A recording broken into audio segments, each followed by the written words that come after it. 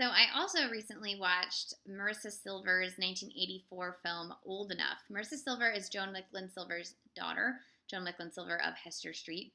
Marisa Silver also directed a film I watched a few years ago called Vital Signs, starring Diane Lane. That was basically like a really steamy episode of Grey's Anatomy.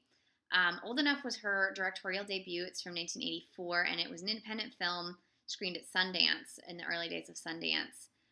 It stars two girls, Lonnie, played by Sarah Boyd, and Karen, played by Rainbow Harvest. Rainbow Harvest is her real name. They are from different socioeconomic backgrounds. Lonnie is a wealthy upper middle class family. She has a house where she owns the entire building, one of those rich houses.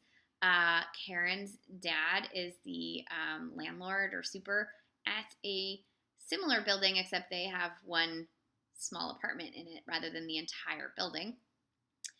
They become friends over the summer, but shenanigans ensue when Lonnie starts having like kind of some flirtations with Karen's older brother Johnny, played by Neil Barry.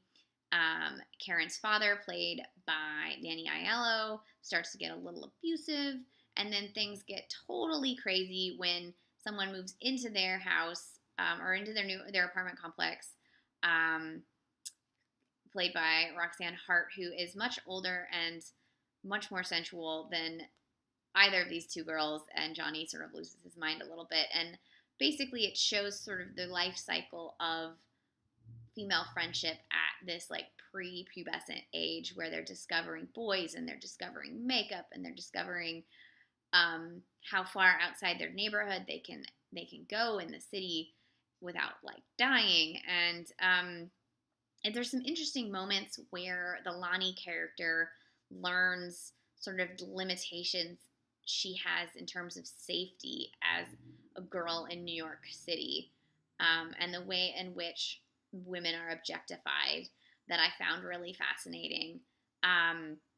The one thing that made me really uncomfortable, but was probably very apt for the era, is there are moments where the two of them are getting close, and as friends, but also physically close, and the Karen character is like, stop making us look queer, like stop, like, what do you think I am, a queer? And she says that like three or four times, and it was really hard to watch, and I'm not sure if you're supposed to be upset by that, or if it was just sort of as people would talk in 1984. But I also, this could be me reading into things, but I also kind of saw Lonnie as a character who really was attracted to her friend and her brother, and was sort of testing the waters of, does she like women? Does she like men? She's not sure.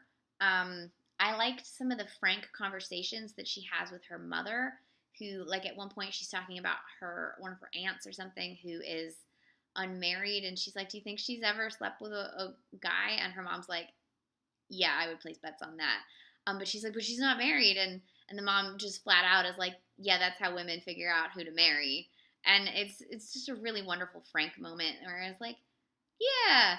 And there's some interesting looks at religion, and also like that moment where you are raised one way and you meet somebody who is raised a different way. So Lonnie is raised in an either atheist or agnostic, no religion background, and Karen is very much a Catholic. And when she finds out that Lonnie is not, she's like, you're going to hell. And Lonnie's like, what?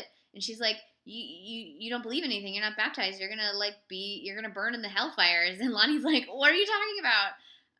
And that part was really fascinating. And also what I liked was like, Lonnie is sort of this innocent who hasn't done much.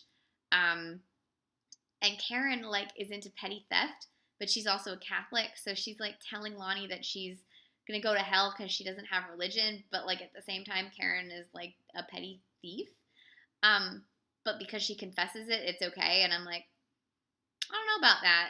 And there's a great moment where it opens where Lonnie has this scarf thing, and she's trying it on her head, and she's trying it as couple of different ways, and as a belt and as a bandeau and all kinds of different ways. And then she comes down and she has it on, and her family is looking at her like, why are you wearing it like this? And her dad's like, what is taking you so long to get dressed? You wear the same thing every day. You go to camp.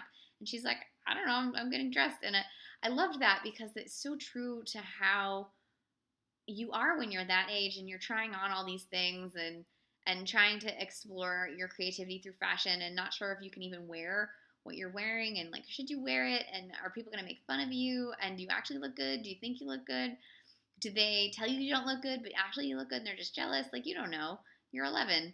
I just felt like it was a really wonderful, accurate portrait of coming of age and of young teenage girl friendship.